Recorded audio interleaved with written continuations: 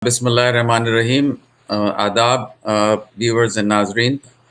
This is Mehdi Kazmi from Aulia Council of North America, New York, again with the fourth episode of our Marfat or Knowing series, where we are attempting to rebuild the narrative of Islam that led to a revolution based on the principles of oneness of God and humanity, brought about by the Quran and Sunnah, finality of our prophethood, piety or taqwa, and the idea of the day of judgment, embodying the concept of accountability to God in this and the netherworld.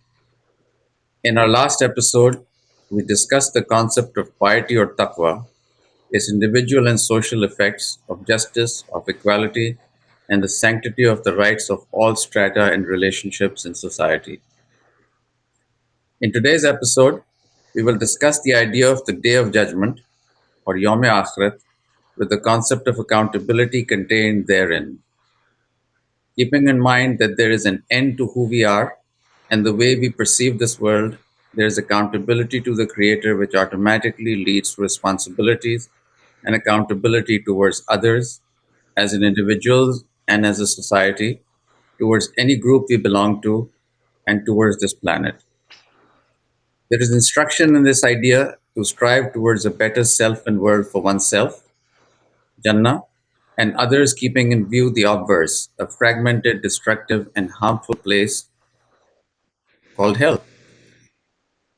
To do good and adhere to piety and ability to God first leads to being in a good, progressive place in society that works for all and is good for all, and to do otherwise leads to a place of spiritual harm. To put it simply, hell on earth and in the hereafter. It is my great pleasure today to welcome Maulana Imamuddin Saidi Misbahi Saab, who holds a very dear place in my heart and who has recently finished his tenure as Mufti Azam, Nepal, and who's from Jamia Arfia, Allahabad, where he is stationed today in India. He is my teacher. He has guided me through the wonderful world of Tasawwuf and is a living Sufi.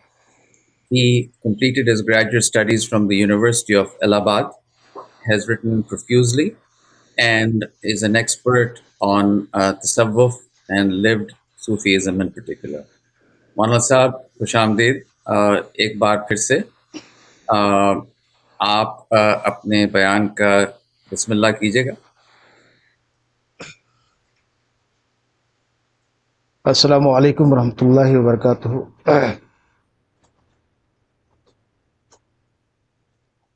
تمام ناظرین کو اس programme میں ہم خیر مقدم کرتے ہیں اور انتہائی کامیابی کے ساتھ یہ معرفت سیریز کا پروگرام اپنی منزل کی طرف رواں دوا ہے. اس کا یہ چوتھا ایپیسوڈ ہے. آج کے عنوان اور ٹاپک کے تعلق سے آپ سے میزبان ڈاکٹر سید محمود کاظمی صاحب نے آپ کو بتایا آخرت اور اس کے مضمرات، تصور آخرت اور اس کے مضمرات.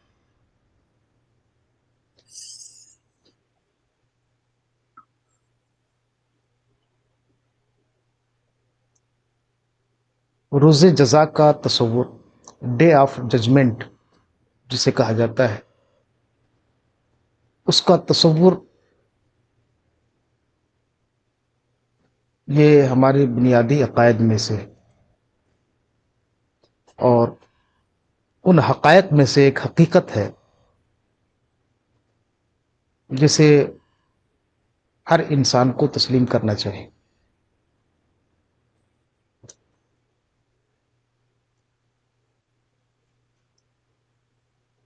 اس روز جزا کے تصور کے بغیر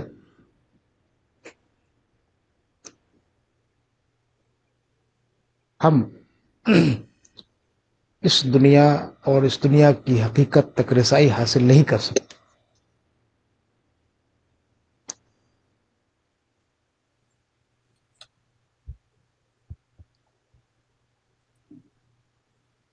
اللہ رب العزت نے سورہ فاتحہ کے اندر اپنی جو صفت بیان کی ہے، رحمان اور رحیم کے بعد وہ صفت ہے مالک یوم الدین، روز جزا کا مالک، بدلے کا دن کا مالک۔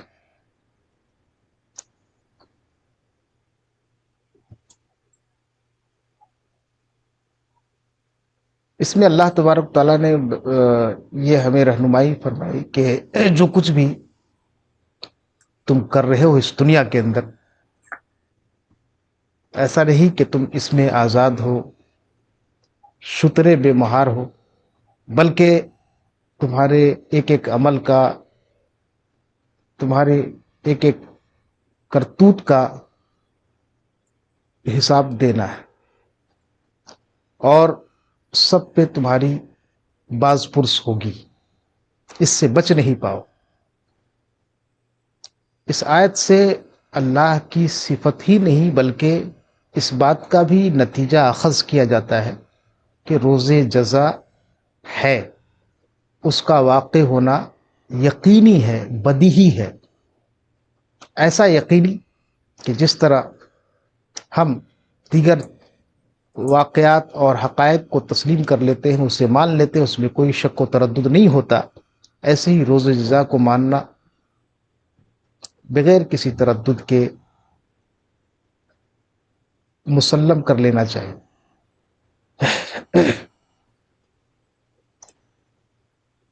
روز جزا کا صحیح مفہوم یہ ہے کہ وہ حساب کتاب کا دن ہوگا۔ حساب و کتاب کا دن مطلب یہ کہ انسان نے جو کچھ بھی اس دنیاوی زندگی میں کیا ہے،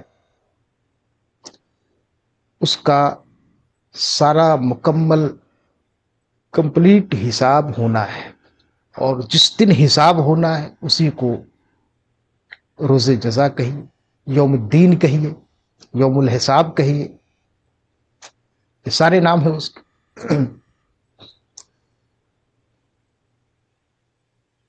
قرآن نے کہا فَمَن يَعْمَلْ مِثْقَالَ ذَرَّةٍ خَيْرًا يَرَهُ وَمَن يَعْمَلْ مِثْقَالَ ذَرَّةٍ شَرًّا يَرَهُ، جس نے ذرہ برابر بھی نیکی کی ہوگی وہ بھی اسے نظر آئے گی اس دن، اور ذرہ برابر اس میں برائی کی ہوگی وہ بھی اسے دکھ جائے، سب نمایاں ہو، سب ظاہر ہوں گے۔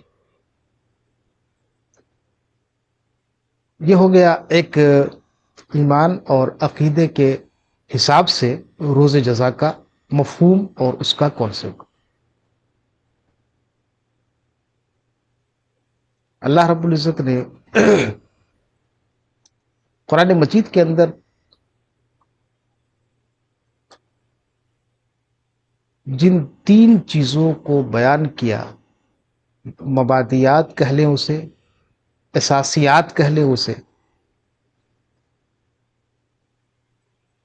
یعنی تین ایسے عقائد جس کا بار بار قرآن کریم کے اندر ذکر آیا، ان میں سے ایک عقیدہ روز جزا والا، ایک تو عقیدہ توحید ہے، دوسرا عقیدہ رسالت ہے، اور یہ تیسرا آخرت کا عقیدہ، روز جزا کا عقیدہ، حساب کے دن کا عقیدہ۔ یعنی قرآن کی ساری آیتیں انہی تین مقصود اور غایت کے دائرے میں گھومتی رہتی، یا تو اس سے توحید کی طرف دعوت دینا مقصود ہوتا ہے، یا اسے رسول کی رسالت کا ثبوت، دلیل، شواہد پیش کرنا اور اسے منوانا ہے، یا آخرت کی طرف ذہن کو مبذول اور متوجہ کرنا ہے، اور آخرت کا تصور جمانا ہے، راسخ کرنا ہے اس کے دل و دماغ۔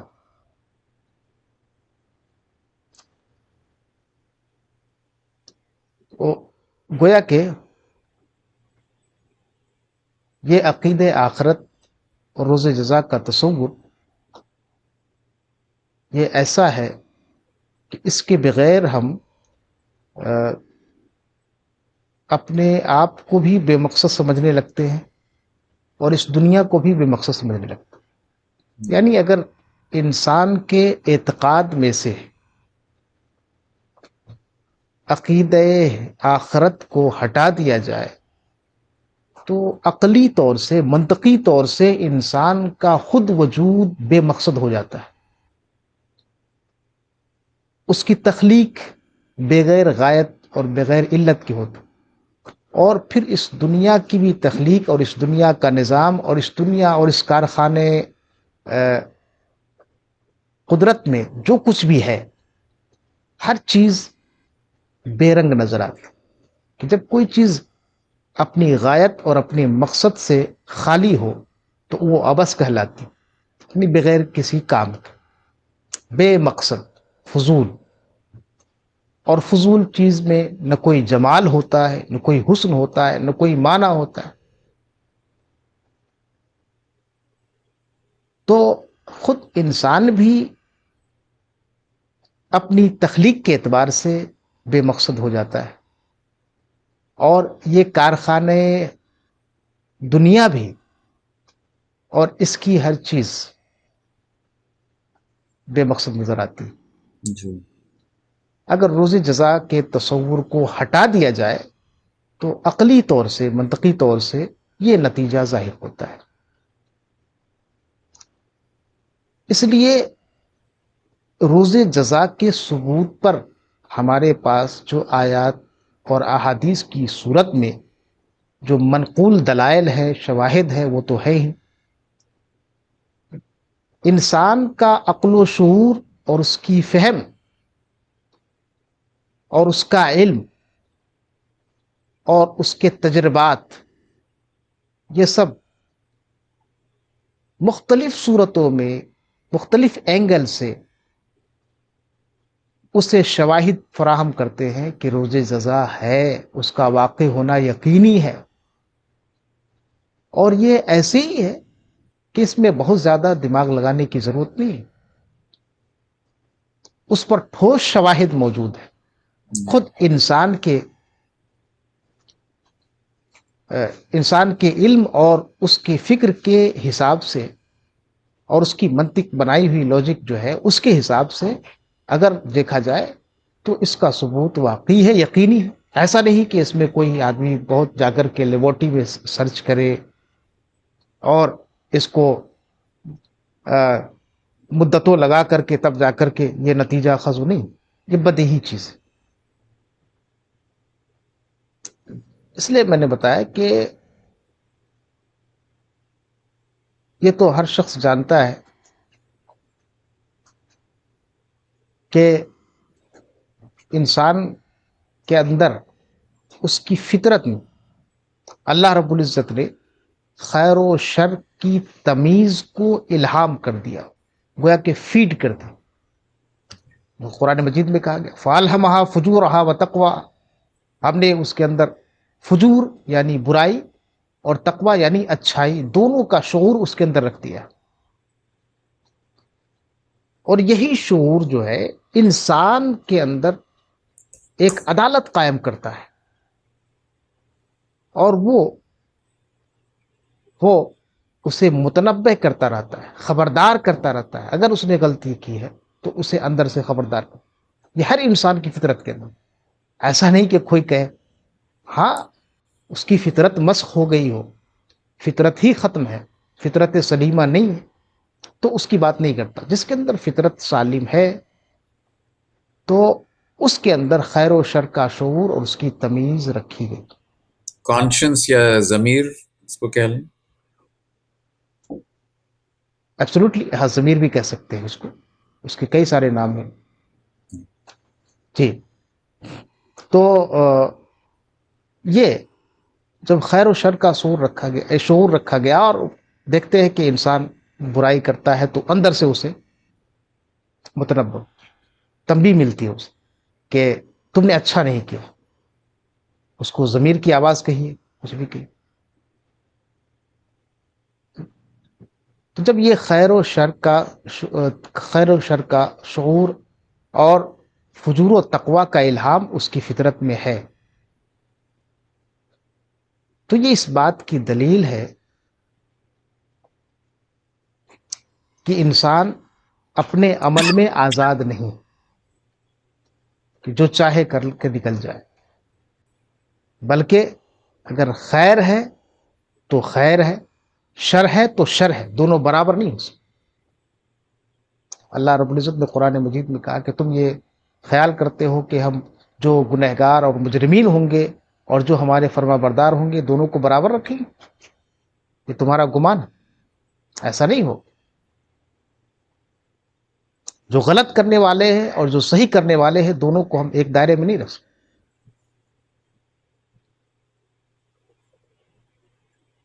اس کا مطلب ہے کہ خیر اور شر کا جو شعور اور الہام رکھا گیا وہ ہمیں بتا رہا ہے کہ ہمیں کیا کرنا ہے اور کیا نہیں کرنا۔ اگر وہ کام جس پر ہمارا ضمیر ملامت کرے، اس کا مطلب ہے کہ اسے نہیں کرنا ہے، اس کے کرنے سے کچھ غلط نتیجہ اخذ ہونے والا، تو یہ سب چیزیں اس وقت تک بامعنی نہیں ہوں گی جب تک کہ آپ آخرت اور روز جزا کا تصور قائم نہیں کریں، حساب کے دن کا تصور قائم نہیں کریں گے تب تک کہ اس لیے کہ خیر و شر کا تو خیر و شر کی تمیز رکھی گئی، لیکن بہت سارے انسان ایسے ہوتے ہیں کہ وہ دنیا میں ایک سے ایک برائی کر رہے ہیں،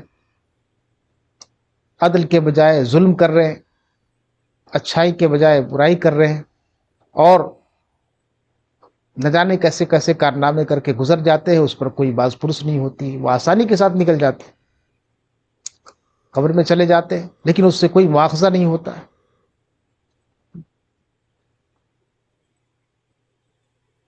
تو جب مواخذہ نہیں ہوتا، دنیا کے اندر پکڑ نہیں ہوتی، اس کا حساب و کتاب نہیں ہوتا، تو اس کا مطلب ہے کہ کہیں نہ کہیں اس کا حساب و کتاب ہوگا،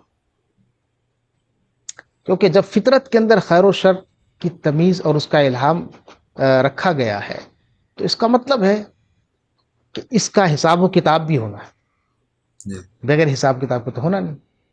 اس کا حساب و کتاب ہونا، وہ حساب و کتاب کب ہوگا، کیسے ہوگا؟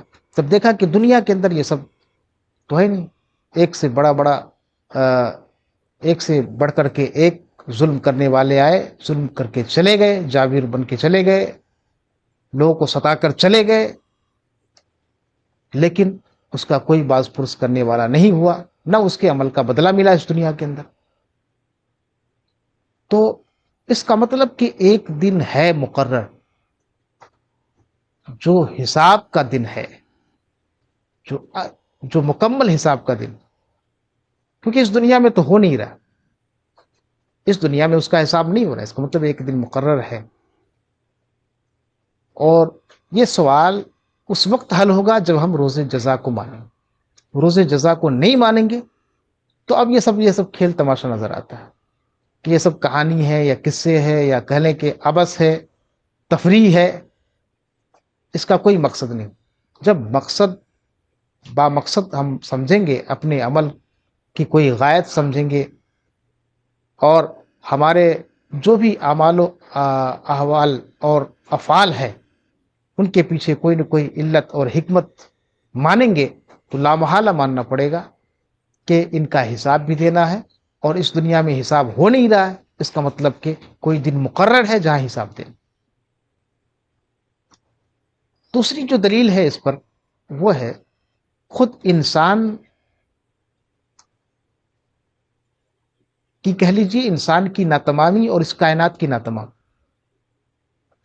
اگر روز جزا کے تصور کو ختم کر دیا جائے، ڈے آف ججمنٹ کو ہم اس کو بالکل دماغ سے نکال دے، تو انسان اپنے وجود میں عبث تو ہے ہی، ناتمام بھی ہے، نامکمل بھی ہے، اور یہ کائنات جسے کارخانہ ہستی کہتے ہیں، اس کائنات کو بھی ناتمام ماننا پڑے۔ اپنے وجود میں کیسے انسان ناتمام، نامکمل ہے؟ اگر روز جزا کے تصور کو ختم کر دیا تو وہ یہی ہے۔ دیکھیے کہ انسان کے دل میں بے شمار ارادے، آرزویں جنم لیتی ہیں، خواہشیں کہہ لیں اس، کہ انسان کے اندر ایسے تمناؤں کا ہجوم سب اٹھتا ہے نا کہ اس کے شمار نہیں، اس کو گنتی میں نہیں لا سکتے، اس کا کاؤنٹ نہیں کیا جا سکتا.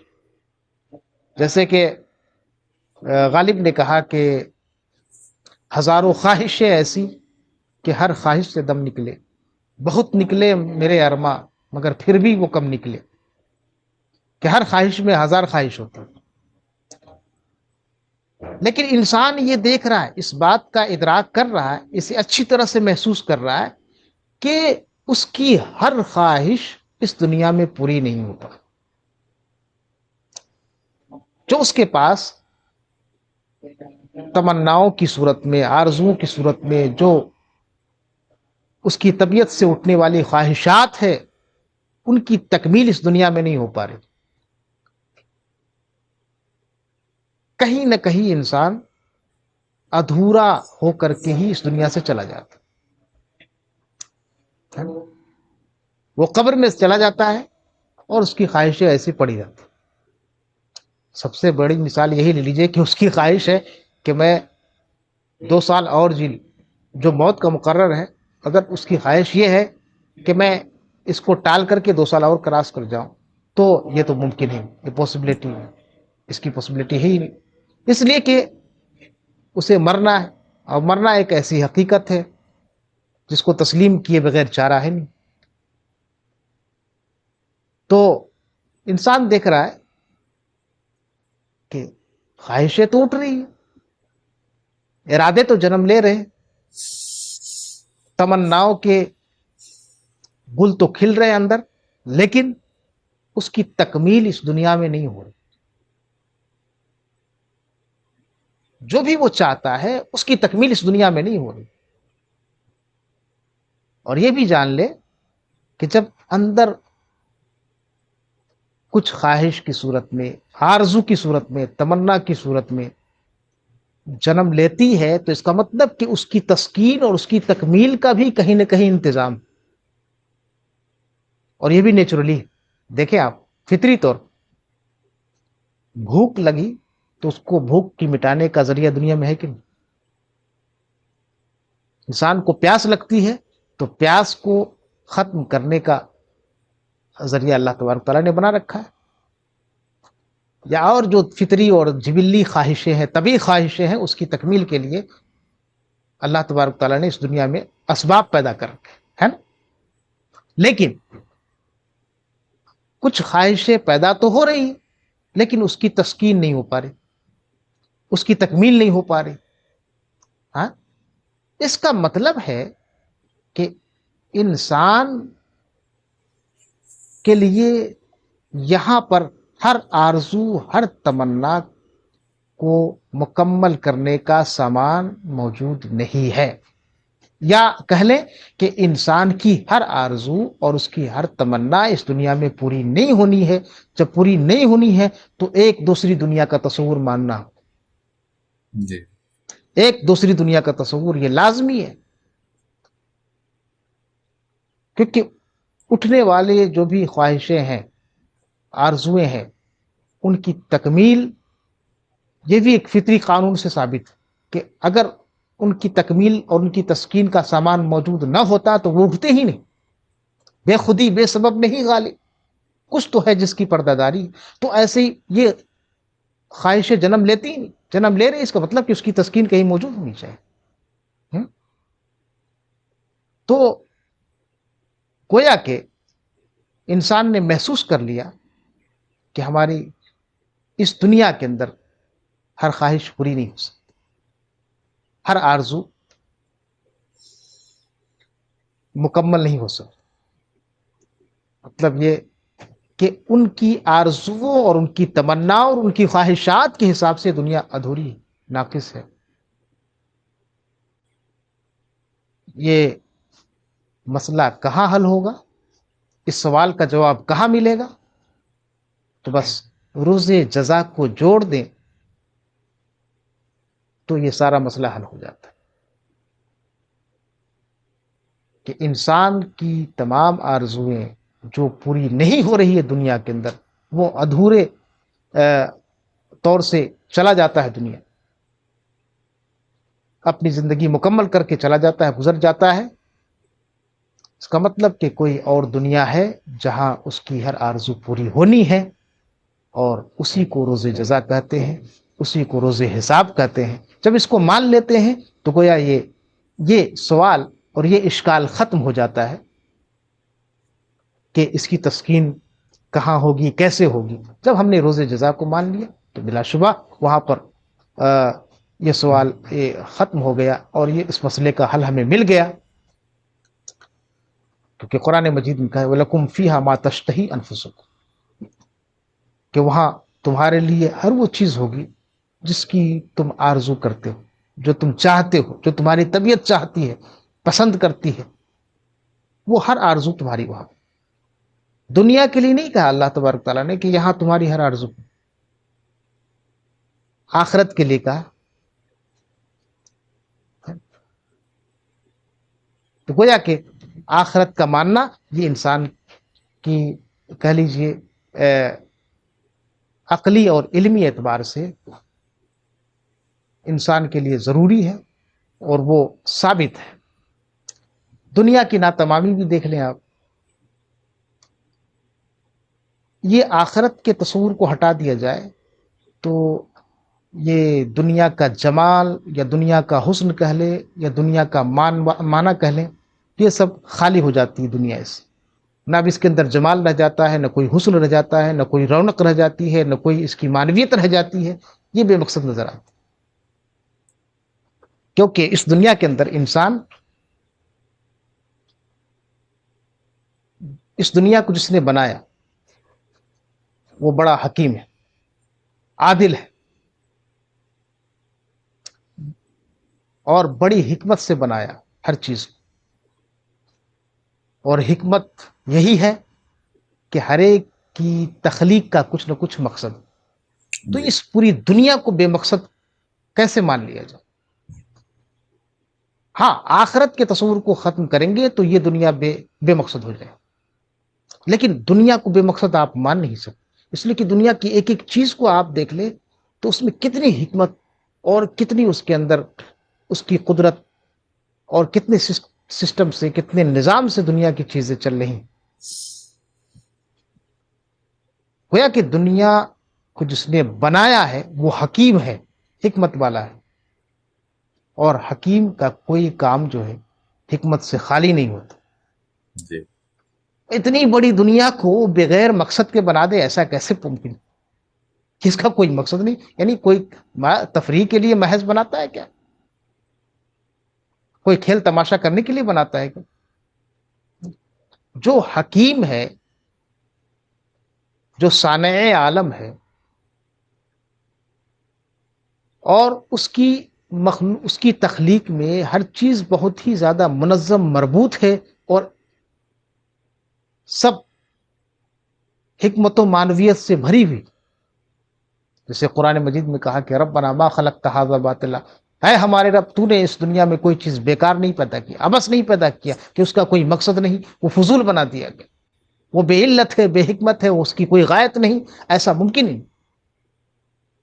جب زمین و آسمان کی تخلیق میں غور کرتے ہیں تو ہمیں یہ کھل کر کے نتیجہ اخذ کرنا پڑتا ہے، یا ہمارے فکر و خیال پر یہ مشاہدے کے طور پہ وارد ہوتی ہے چیزیں کہ ربنا ما خلقت ھذا باطلا، اے رب، تو نے اس کو عبث پیدا نہیں کیا، بیکار پیدا نہیں کیا۔ تو اگر روز جزا کے تصور کو نہ مانے تو یہ دنیا بے مقصد ہے۔ تو گویا کہ اسی دنیا کی ایک ایک چیز، ایک ایک ذرہ ہمیں بتا رہا ہے کہ اللہ تبارک و تعالیٰ جس نے اس دنیا کو بنایا، اس خالق کائنات جس کو کہتے ہیں، وہ تو بڑا حکیم ہے، ایک ایک چیز کو بہت حکمت کے ساتھ بنایا۔ سورج کو دیکھیے کتنا اچھا کام کر رہا، اگر یہ نہ ہوتا تو پھر دنیا میں کیا ماحول ہوتا؟ چاند کو کیا حکمت ہے، اگر یہ نہ ہوتا تو پھر دنیا کیسا بے حسن ہوتا، دنیا میں کوئی رونق نہیں ہوتی۔ تاروں کو، پہاڑوں کو، آبشاروں کو، سمندر کو، پھول کو، نباتات میں دیکھ لیں، جمادات میں دیکھ لیں، یعنی انسان اپنے آپ کو ہٹا کر کے دوسری مخلوقوں میں دیکھ لے، سب چیز میں تو حکمت ہے، سب کی ایک غایت نظر آ رہی ہے. تو دنیا کی ہر چیز بے غایت نہیں، بے حکمت نہیں، تو یہ دنیا بے مقصد کیسے ہو سکتی؟ یہ دنیا بے غایت کیسے ہو سکتی؟ مولانا صاحب یہ بتائیے جی کہ اس یوم آخرت یا احتساب کے جو روزمرہ کی زندگی میں انفرادی طور پر اور اجتماعی طور پر وہ کیا ہیں، کہ اس کی ضرورت جو ہے ہماری زندگیوں میں انفرادی اور اجتماعی، وہ کیا ہے؟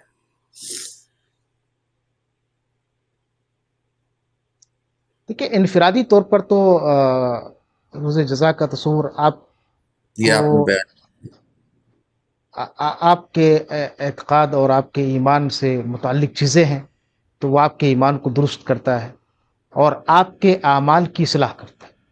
جی کہ آپ باہر صرف تقوی نہ دکھائے، بلکہ جب اکیلے میں ہو تو وہاں بھی آپ متقی رہیں. یعنی گویا جی کہ آپ باہر نکلے تو غلط کاری میں لگے ہیں، باہر نکلے تو بہت ہی زیادہ آپ اپنے آپ کو پارسائی کا ماڈل بنا کر کے پیش کر رہے ہیں، اور گھر کے اندر ہے تو آپ کے اندر بدکاری اور حرام کاری ہو رہی ہے، خلوت میں ہے تو آپ سارے گناہ اور ساری معصیت کر رہے ہیں.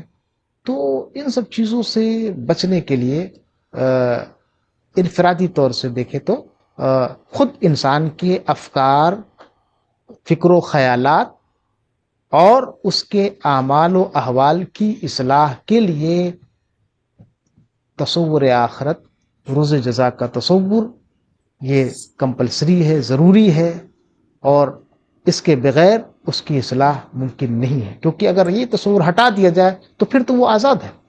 ارے بھائی کچھ بھی سوچوں، میں کسی بھی طرح کا خیال رکھوں، گندے سے گندے خیال پالوں، کیونکہ حساب تو ہونا نہیں.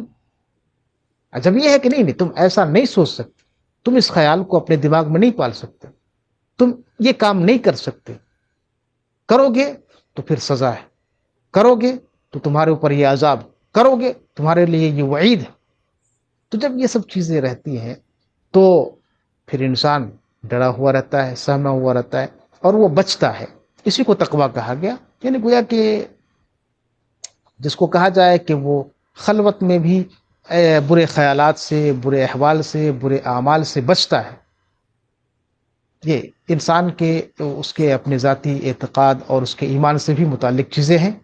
اور سماجی طور سے لیا جائے تو سماج میں جیسے کہ عدل ہے، کسی کا حق مارنا ہے، کسی کی حق تلفی کرنا ہے، کسی کو ستانا ہے، ان سب چیزوں سے بھی بچے گا. یعنی وہ اخلاقی طور سے اپنے آپ کو ہر وہ ایسی خصلت سے اپنے آپ کو بچائے گا جس سے اللہ رب العزت ناراض ہوتا ہے، اور کل قیامت کے دن اس کا مواخذہ ہونا ہے. جسے غیبت ہے، بیٹھے بیٹھے ہم ایک دوسرے کی برائی بیان کر رہے ہیں، جو شخص موجود نہیں ہے ہم اس کی برائی بیان کر رہے ہیں، دو آدمی بیٹھ کر کے. اب تو وہ ہے نہیں کہ آپ کو پکڑے گا، لیکن آپ کا مواخذہ ہونا ہے، اور اس کے حساب کا دن.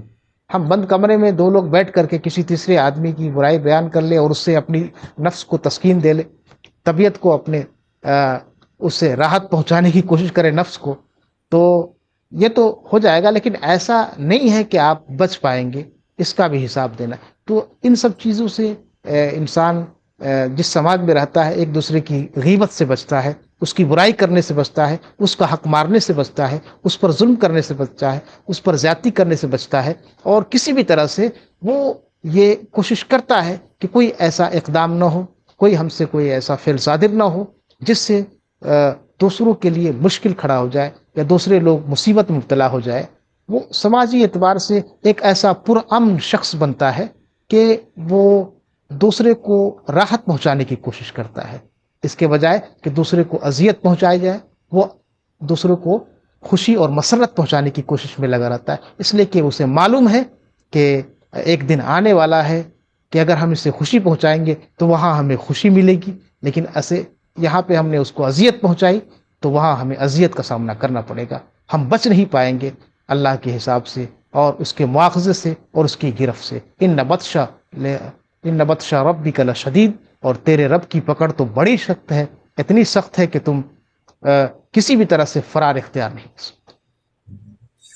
جی یہ بالکل. اور یہ اجتماعی لیول کے اوپر بھی ہمیں ایز اے ایک امت کی طرح، ایک گروپ کی طرح جو ہے، ہم چاہے کسی گروپ میں بھی ہوں، چھوٹے بڑے، مسلکی غیر مسلکی، جس میں بھی ہم ہوں، اس میں ہمیں، اگر ہم یہ کانسیپٹ بھول جائیں گے کہ پوچھ گچھ ہوگی، ہمارے جو اعمال ہیں ان کا احتساب ہوگا، اگر یہ ہم بھول جائیں تو پھر ہم ایک دوسرے سے زیادتیاں اور ظلم کرنا شروع ہو جاتے ہیں.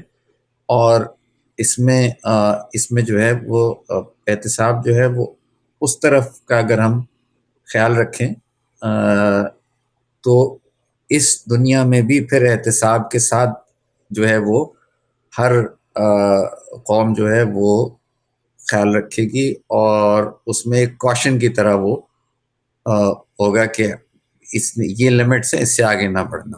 اور اجتماعی لیول کے اوپر ہمیں اپنی لمیٹیشنز کی، یہ نہیں کہ بالکل آزادی سے ہر کام کو اور دوسرے کی کے جو رائٹس ہیں ان کو ہم پامال کریں. تو اس کا اجتماعی جو افیکٹ ہے یا اس کے جو مضمرات ہیں وہ بہت ہی پرقوت ہے، اور ان کو ہمیں خیال رکھنا چاہیے اجتماعی لیول کے اوپر بھی. جی آپ نے بالکل درست فرمایا کہ دیکھیے جب ہم اپنی منمانی اور اپنی طبیعت اور اپنی خواہش اور اپنے نفس کی تسکین یا جذبات میں مغلوب ہو کر کے اگر یہ خیال کرنے لگے کہ ہمیں باز پرس، ہمارے کسی بھی عمل کا باز پرس نہیں ہونا ہے، پوچھ تاچھ نہیں ہونی ہے، اس کا حساب کتاب نہیں ہونا ہے، تو پھر ایسے شخص سے کچھ بھی ممکن ہے. وہ چاہے فتویٰ کی صورت میں کسی پر اپنی نفس کی تسکین کے لیے کچھ بھی فتوے دے سکتا ہے، مفتی صاحب بیٹھے ہوں، روایت بیان کرنے والا ہو، اپنی فاسد خیال اور فاسد نظریے کی تائید کے لیے کہیں سے بھی کوئی روایت جوڑ توڑ کر کے بیان کر سکتا. دیکھیے جس شخص کے اوپر حساب یا اللہ کی پکڑ کا خوف ہوگا تو وہ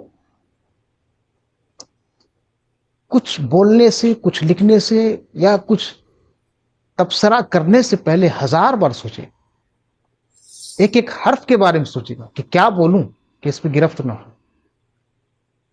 تو یہ جو دیکھیے ہمارے معاشرے کے اندر جو اجتماعی زندگی ہماری ہے، خاص طور سے دوسرے مسالک، دوسرے مذاہب کے لوگوں کے ساتھ، اور ان میں جو ایک رواداری کا ماحول نہیں پیدا ہو رہا ہے، اور جو ایک ٹکراؤ کی نوبت آتی ہے یا کہہ لیجیے ایک منافرت کا ماحول پیدا ہوتا ہے، تو اس کی وجہ بھی یہ ہے کہ کہیں نہ کہیں ہم اپنے اعمال اور اپنے افعال میں اپنے آپ کو خود مختار سمجھ رہے ہیں کہ جو چاہیں ہم کر لیں، اس کی باز پرس نہیں ہونی. یہیں پر اگر بندہ یہ سوچتا کہ نہیں نہیں، یہ جو کچھ ہم کہیں گے، بولیں گے، لکھیں گے، تو یہ عمل کریں گے، اس کی پکڑ ہونی ہے نا، تو وہ ہرگز ایسے اقدام نہیں کر سکتا. نہ وہ کچھ لکھے گا، ایک چاہے وہ دین کی باتیں بتانے والا ہو، وائز ہو، مبلغ ہو، رائٹر ہو، جو بھی ہو، وہ کچھ بھی لکھے گا، بولے گا، کرے گا، تو اس میں بہت ہی محتاط رہے گا. اگر اس کے اوپر روز حساب کا خوف طاری ہے یا اس کا تصور اس کے دماغ پہ بسا ہوا ہے اور وہ اس کو اہمیت دے رہا ہے. یہ اجتماعی طور پہ بہرحال ہمیں جو ہے ایک رواداری کا ماحول پیدا کرنے کے لیے اس میں بھی بہت ہی امپورٹنس ہے اس کی کہ ہم آخرت کے تصور کو قائم رکھیں، اس کو ہمیشہ اپنے نگاہوں میں رکھیں. تو بہرحال ہمیں اللہ رب العزت نے وہ تمام رہنمائی اور تمام گائیڈ لائن دے دیا ہے کہ جس کی روشنی میں ہم کس طرح کیا بول سکتے ہیں، کیا ہم لکھ سکتے ہیں، کیا ہم دوسروں کے بارے میں کمنٹس کر سکتے ہیں یا ان کے بارے میں تبصرہ کر سکتے ہیں. وہ ساری ہمارے پاس گائیڈ لائن کی صورت میں موجود ہے. ہدایت ربانی قرآن کی صورت میں اور رسول اللہ صلی اللہ علیہ وسلم کی سنت و سیرت کی صورت میں موجود ہے. آپ اس سے بس اپنے لیے جو کچھ بھی ہے راہ ہدایت کے نقوش تلاش کریں اور اپنی زندگی کو صحیح سمت میں لانے کی کوشش کریں. گویا کہ انسان کو صحیح راستے پر آنے کے لیے ہدایت آخرت کا تصور جاگزی ہے، بہت ہی ناگزیر ہے، انتہائی غیر معمولی ہے. اس کے بغیر چارہ کار نہیں. اگر آپ بے خوف ہو جائیں اور شتر بے مہار ہو جائیں گے تو آپ سے کچھ بھی ممکن ہے. لیکن اگر آپ خود مختار نہیں سمجھیں گے اپنے آپ کو، بلکہ اپنے عمل اور اپنے قول اور اپنے فعل میں کسی نہ کسی محاسب کا خیال کریں گے تو آپ جی بہت محتاط رہیں گے، بہت محتاط رہیں گے. اور ایسا ممکن ہی نہیں کہ آپ سے ایسا کوئی چیز، ایسے کوئی اقدام ہو جس کی وجہ سے معاشرے کے اندر، سماج کے اندر یا اجتماعی زندگی کے اندر کوئی فساد برپا ہو اور اس سے اس دنیا کا امن خراب ہو، اس دنیا میں بدامنی پیدا ہو یا معاشرے کے اندر کوئی مفاسد پیدا ہو. ایسا ہو ہی نہیں سکتا ہے. بالکل آپ نے بجا فرمایا. انگریزی میں کہتے ہیں اسٹے ود ان یور لین، تو کہ اپنی ہی لین میں رہنے کی تلقین اس تصور سے خود بخود ایک جی جی آٹومیٹک لیول کے اوپر آ جاتی ہے. اور دوسرے اس سے جتنی بھی ساری چیزیں ہیں، ناانصافی کرنا، ظلم کرنا، ظلم. انفرادی اور اجتماعی لیول دونوں کے اوپر جو ہے اس کا خاتمہ ہوتا ہے. آئیے اس گفتگو کا اختتام کرتے ہیں اسی دعا سے کہ ہمیں یوم آخرت اور احتساب سے ہماری زندگیاں ہر لیول کے اوپر جو ہیں وہ چلیں، اور ہم اس کو کبھی بھولیں نہ، اور آمین اپنی جو لمٹس ہیں ان کو ایک دوسرے کا خیال رکھنے کے لیے استعمال کریں. آمین آمین. شکریہ بہت بہت. انشاءاللہ آپ سے پھر اسی پروگرام میں ملاقات ہوگی.